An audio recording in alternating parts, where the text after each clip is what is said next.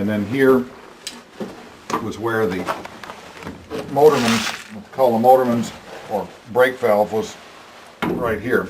Now we took that apart because we had a fellow from California here, Dave Garcia, who's a real air brake expert, and he wanted to know just how the brake valve was constructed, and so we took it off and he looked at it. He said that he has never seen one like this.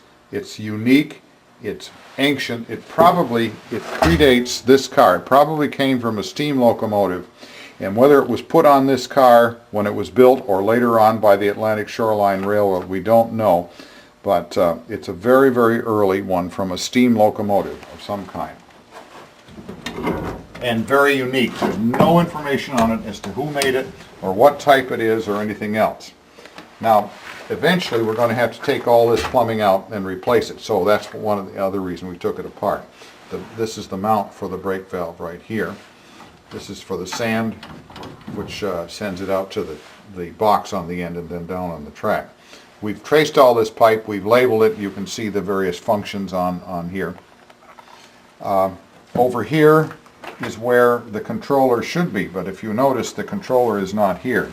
Back in the 1950s, when we were building the terminal on Route 1, the controller was stolen. Fortunately, they sawed the wires off underneath the car, but in such a way that they didn't short circuit on each other, and we were still able to run the car from the other end. We will have to replace this controller, and we do have some in stock. There is one of the little electric heaters that they put in here. I don't imagine they were terribly effective. Whether they're supposed to be here in addition to the coal stove, we aren't sure. I would think it would make sense to keep them both in, and depending on how curatorially pure we want to be. There's a switch for the portable headlight, and then some of the various wires. This is what the controller looks like.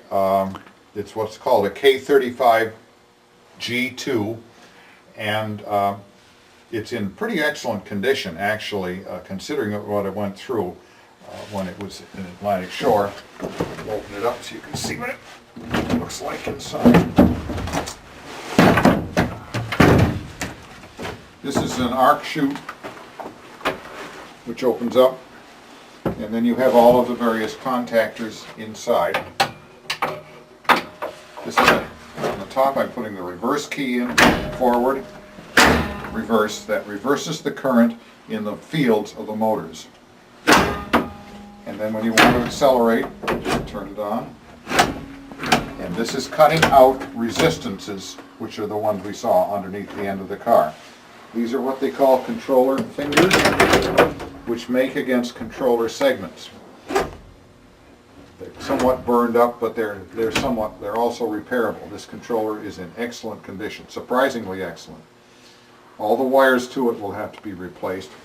Down in the bottom we have what we find all the time is a mouse nest, which they somehow get a hold of cotton fabric out of, what I don't know, but they build a nice little mouse nest.